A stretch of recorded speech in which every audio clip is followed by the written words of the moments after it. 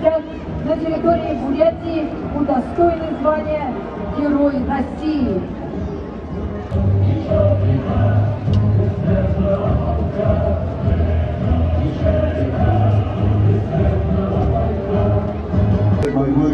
Помощь в различных сферах, включая экономику, образование и инфраструктуру.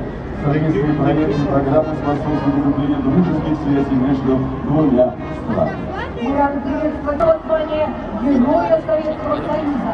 12 воинов стали полными кавалерами Ордена Славы.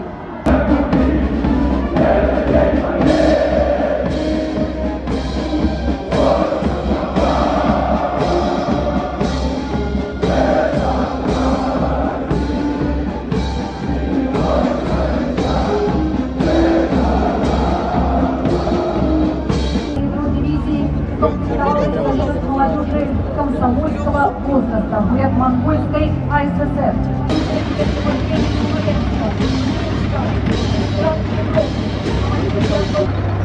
Традиция участия в параде тяжелой военной техники символизирует всю мощь вооруженных сил России.